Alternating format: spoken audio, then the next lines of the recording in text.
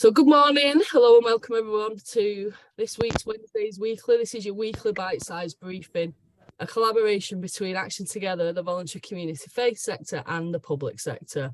Delighted to welcome you this morning to this, our 7th cost of living crisis series webinar. So we're working with Oldham Council to welcome you every Wednesday between now and next March to hear about the services and organisations that are working alongside you in Oldham, delivering critical help to support Oldham residents through the cost of living crisis. Okay, so I'm really pleased to hand you over now to Debbie Margiotta. Good morning, everybody.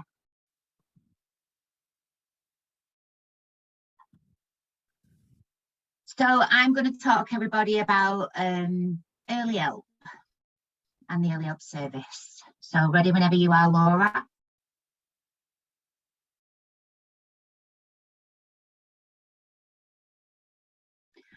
Right, so just running through our key aims and principles. So I won't read off word for word off the screen because I don't think there's anything worse than that. But just to say that obviously early help is not just one team or one service. It's the way that everybody works together really to support families.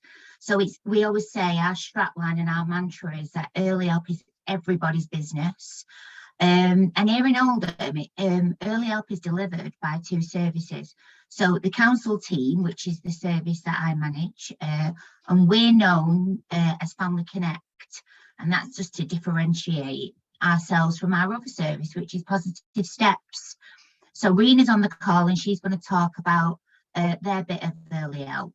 But basically, collectively, our services aim to prevent escalation, really, to vulnerability. So we want to keep families out of children's social care.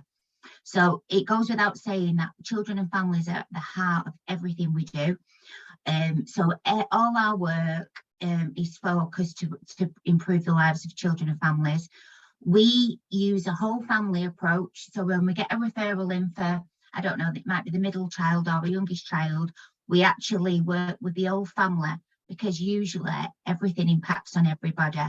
And the whole aim of early help is to recognise what the families can do for themselves and, you know, the strengths that they've got. And that is a good starting block for them to improve and control other areas of their lives. So you'll see that we've got the windscreen, the famous windscreen that we call the continuum of need. So it's white, green, amber and red. And as it says, it guides us on the threshold of need.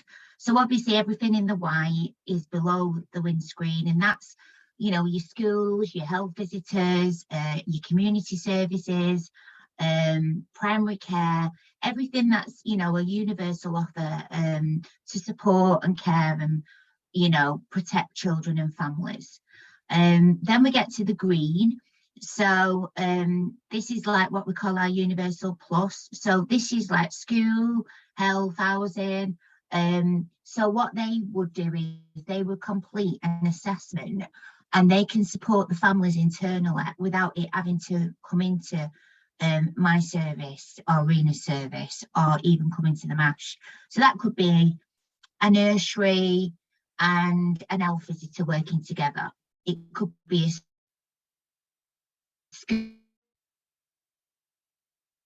school and an housing officer working together, and they can do that support. However, if that hasn't worked or the problem is actually more serious from the outset, then we get the referrals into MASH. So the early help assessment or the referral comes straight into MASH, and then they decide whether it is for us or whether it is actually for the red social care. I'll explain more about that in this next coming slide, Laura. So yeah, you can see our front door there, the MASH front door. So everything comes through the front door, and they've got 24 hours to decide these 4 routes. So you can see the blue one is when actually MASH don't think it is our service, they don't think it's targeted early help, and they don't think it's children's social care. However, they do recognise that that family or that child does need some advice and guidance. So we call it IAG. And then it's the advice and guidance is given and it's closed down. Or they'll bat it back and say, actually, this could be this family could be quickly helped by school, doing an early help assessment, or by housing, working with mum or whatever. So they signpost it back to the Universal Plus services, and we get a lot of them.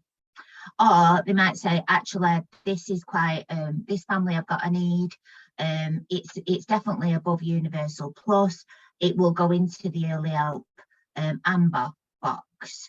So then it comes into us, and then we decide, actually, is it for Positive Steps, who work with families for a shorter duration of time, usually around the 3-month mark, or actually is it a longer piece of work around about the 6 months plus mark, and it needs to come into Family Connect? Or MASH might decide, actually, this is quite serious, it needs a social care assessment. So it then gets put into social care. So within my service, we've got family workers and partnership officers that I'll very quickly run through for you. So the role of the family workers, they're the ones that they get allocated a case, and they're the ones that go into houses and do the work with the families. But they also go into schools and do the work with the school. So they could see mum one day that week, and actually another day that week they might go in and do a direct piece of work on their own with a young child. And we work before they get involved with social care. Hopefully we'll prevent them from getting involved with social care, but we also work alongside social workers. So it might be a family that are on child protection, or actually PLO, they're at risk of having children removed, they're getting into proceedings. So we early help sometimes support social workers on a case where the social worker can't meet the need alone. But the good thing, what we love to do, is when a social worker has completed their work and they're absolutely satisfied that they don't need to be in a statutory service, they don't need to be involved with social care, and they can actually be stepped down to targeted help. And I should say, I should emphasise the point at this point, is that we are very much a consensual service. Social care is, of course, is statutory.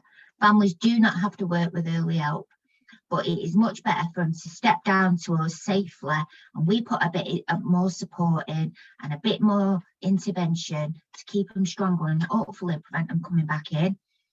Just like social workers, we assess the needs of all the family. We when they get taken up as a case for early help, there's a smart plan that's developed with the family, not to the family, so the family can very much say what they feel needs to go on their plan, or disagree with something on their plan. And then when we've got a plan in place and we know the direction of travel, we start working with the family on that plan. And we always aim in Family Connect to visit the family weekly, because we've got quite a lot of work to do. It might be on it might be on debt, it might be on domestic abuse, it might be on mental health, it might be on housing, it might be a raft of things, usually multiple things. So a weekly visit will help us make an indent with that. We also co-ord TAF meetings, so they're our team around the family meetings, because we can't do it alone. So we'll bring in school to a TAF, we'll bring in education attendance officers, we'll bring in housing, we'll bring in health, we'll bring in a turning point if it's drug and alcohol, for example. And together we with the family, with the parent, and if they try them to attend the TAF meeting, and we work to a plan then. And all the plans are reviewed through formal casework supervision every 6 to 8 weeks, and also through GIP sampling. So we have partnership officers, like I said, we have 2 in each district, so we've got 10 across the 5 districts. And what they do is they support them partners who get told by MASH, actually, you can do the work, you do an early help assessment, but they might not know how to do that. And we also have some paperwork which is really easy to use, template. So if an health visitor and a school wanted to have a team around the family meeting, we've got some like recording paperwork and stuff like that. And the partnership officers can guide them. And also, if a TAF's not working or it's failing, they can go and attend a TAD to make it stronger. And they train schools and health visitors and housing and any agency basically who works with children and families on how to keep families more supported. They'll also train on things like how to do a DASH assessment, which is a domestic abuse assessment, and they'll support teams like health visitors and schools to let them know what else is in their district who they could refer to.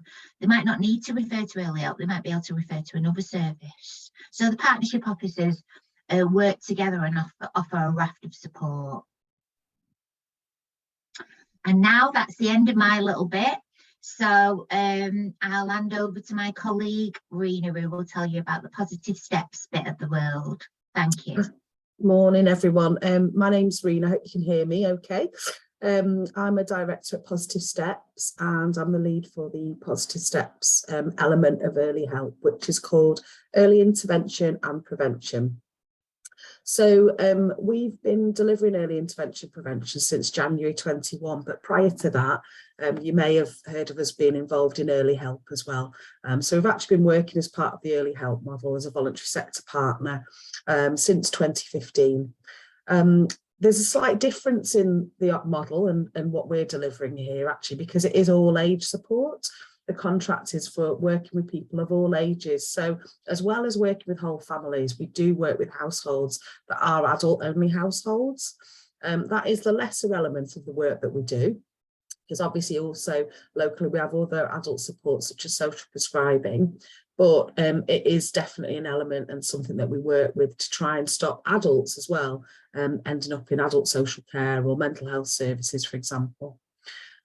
Apart from that, we work in a really similar way to the Family Connect team in terms of using a family help assessment. We have a key worker who's allocated to families and delivers around a wide range of issues that might be causing issues for that family or that household. And we've got a really multi-skilled workforce who are supported by a voluntary sector partnership, which I'll talk a bit more about in a minute. The difference in the Positive Steps offer it is early intervention prevention, so it's lower level support. It's less intensive than the Family Connect offer. We only usually work with households for about 3 to 4 months. We won't see people as regularly as a Family Connect team as well, because we have higher caseloads and we work with a higher volume of cases. So our aim is the same though. We want to work with families, we want to work with households to stop those issues escalating. But if that is felt from the MASH that it can be worked with at that level, then it will come to us. So, you know, we're really building on a lot of that learning from delivering early help over the last 7 years and also delivering the troubled families and multi-systemic therapy programmes. So the teams are locality focused. So we've got 5 area coordinators in Positive Steps who each cover one of the 5 neighbourhoods. And then we've got 18 engagement workers who work with the families, work with the households. Now they work, as I said, holistically. So they work around a wide range of issues that might be mental health, it might be housing, might be benefits issues, it might be parenting issues within the home, or it might be school issues, a really common one that we get. So actually, to be able to do that and deliver around all those issues, we learnt early on we need a voluntary sector partnership to help make sure we've got a really well-informed workforce. So you can see there the list of voluntary sector partners who support us, and they're all sub-commissioned by us. So there's Point, who support us around SEND and young people, citizens advice support and around benefits and housing. We have Madlow support for young people over the summer and activities. Mind, who've trained staff around mental health. And we work with Action Together very closely, Inspire Women and Home Start around the younger cohort and preschool. There's other benefits of being involved in that we've got the links to the social prescribing offer. We're a delivery partner, and we also deliver other elements of support which link really well with early intervention and prevention. So the crisis safe haven, where we work with Mind and Pennine to support adults at risk of who are at risk of suicide and mental health crisis. And we also partner in the Living Well model, so we support around mental health as part of the listening space and the community mental health teams. Other elements of the support package that you get at that earlier level is the 2-year-old nursery entitlement. So that's a partnership with Home Start, where we identify families where children may be entitled to free nursery entitlement, and we support the families to access that offer to try and help make sure that they're getting their entitlement. The other bits that are a benefit, I guess, of that voluntary sector offer is that we've got a number of volunteers that support and apprenticeships. Some of you who maybe have been working in Oldham for a while may remember that prior to COVID, we did run a number of drop-ins and hubs around Oldham, and that is something that we're intending to set up again. At the moment, we've had to pause on that because of the volume of referrals coming through from the MASH, but that is something that we fully wish to set up again in the future, because we really want to get out to households and families early and prevent them even needing that kind of route and that offer. Okay. So, as I said, you can also refer for adults to early intervention prevention. The way to do that is through our website, and the link is on there, the Positive Steps website. Adults can also make self-referrals, but not for families. They do need to come through the MASH still. So we get those referrals, we look at them on a weekly basis and allocate them to an engagement worker for assessment and support. And as I said, we can support around a whole range of issues like social isolation, debt and finances, and housing. So if you've got any queries on any of that, my colleague Heather, who's a service lead, can support, and her email address is on there as well. Okay. That's the end of our presentation. Thank you so much for listening. We're open to questions, comments, I think now, aren't we, Laura? We are. That's wonderful. Thanks so much, both to yourself, Rena, and to Debbie. Loads of information there.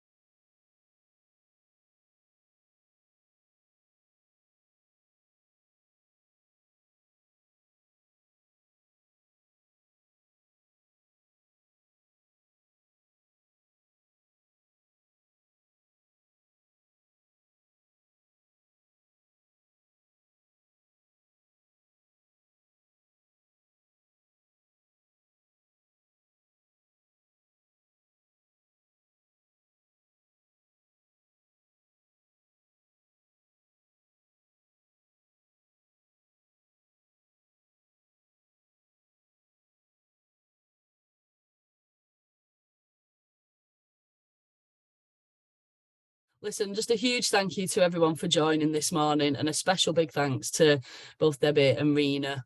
Really loads of information and really helpful. So thank you very, very much. And we look forward to seeing you all on a Wednesdays weekly soon. This is the last one for this year, but we will be back early in January with another raft of really interesting stuff to get talking about. So thanks very much, and we'll see you all soon.